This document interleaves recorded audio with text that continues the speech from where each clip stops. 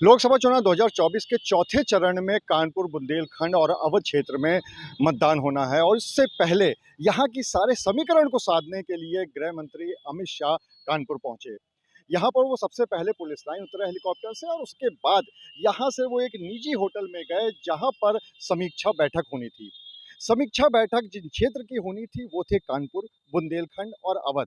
ये महत्वपूर्ण इसलिए है क्योंकि कानपुर बुंदेलखंड में तकरीबन 10 लोकसभा सीटें हैं और 3 अवध में, यानी कुल मिलाकर 13 सीटों पर सारे समीकरण साधने की ये कवायद थी, जिसके लिए गृह मंत्री अमित शाह कानपुर पहुंचे।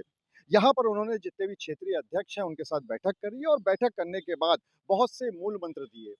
सबसे पहले जब वो वहाँ पे पहुँचे और उनके स्वागत की बात हो रही थी, तभी वहाँ पर उन्होंने अपना स्वागत करवाने से मना कर दिया। उन्होंने कहा कि जो मेन मुद्दा है हम लोग उस पे आते हैं, उस पे बात करते हैं, क्योंकि समय भी कम है और तूफ़ानी दौरे पर अमित शाह वैसे भी निकले हुए हैं।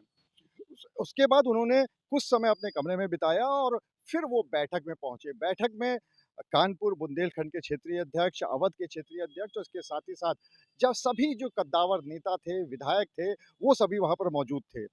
वहाँ पर उन्होंने बहुत सारी बात कही। अमित शाह ने सबसे पहले बात ये कही कि हर मतदाता के घर में कम से कम 3 बार ज़रूर जाना है और उनको जितने भी बीजेपी के घोषणा पत्र हैं, बीजेपी की उपलब्धियाँ हैं, उसके बारे में बताना है और अगर हर मतदाता के घर में 3 बार पहुँच जाते हैं, तो इस बात की बहुत ज़्यादा संभावना है कि वोट बीजेपी को ही जाएगा। इसके साथ ही साथ उन्होंने बूथ स्तर पर काम करने के निर्देश दिए। उन्होंने कहा कि अगर हम बूथ को साध लेंगे तो फिर इस चुनाव में बहुत ही आसानी हो जाएगी।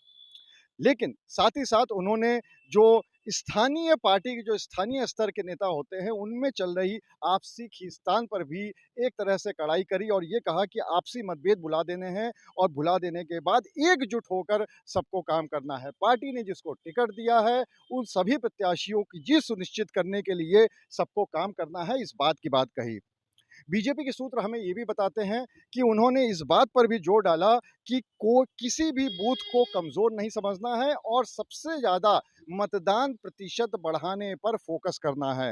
अगर मतदान प्रतिशत बढ़ता है, तो इसका कहीं न कहीं फ़ायदा बीजेपी को होगा और अगर मतदान प्रतिशत कहीं पे किसी लोकसभा सीट पे गिरता है, तो ये भी संभावना है कि पार्टी आलाकमान यहाँ पर फिर एक कड़ी कार्रवाई कर सकती है।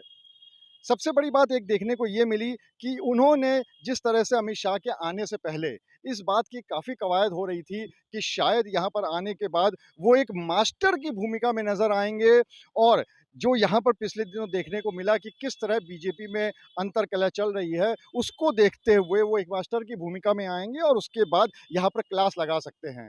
लेकिन अमित शाह अब की बार मास्टर से ज़्यादा गुरु की भूमिका में नज़र आए और उन्होंने यहाँ पर सारी एक वो चीज़ें कहीं जो कि सुनिश्चित करें कि बीजेपी यहाँ पर ज़्यादा से ज़्यादा लोकसभा सीटें जीते। क्योंकि अगर हम कानपुर बुंदेलखंड की बात करें, तो कानपुर बुंदेलखंड की 10 लोकसभा सीटें इस समय बीजेपी के पास ही हैं और पार्टी किसी भी हालत में उसको रिपीट करना चाहती है और इसके साथ ही साथ जो अवध की भी सीटें हैं, उनको भी वो फिर से रिपीट करना चाहती है। इसी को लेकर ये पूरी कवायद थी। अब देखना ये होगा कि जब 13 मई को कानपुर, बुंदेलखंड और इन क्षेत्रों में मतदान होता है, तो इस पूरी समीक्षा बैठक का कितना असर वोटर्स पे पड़ता है? क्या पार्टी के स्थानीय नेता इस पूरे गुरु मंत्र को जनता तक ले जाने में सफल होते हैं? और क्या वो सफलता वोट में तब्दील हो पाती है? ये पता चलेगा जब 13 तारीख को यहाँ की जनता मतदान करेगी और 4 जून को जब ईवीएम खुलेगी। अनुराग अग्रवाल, टीवी 9, कानपुर।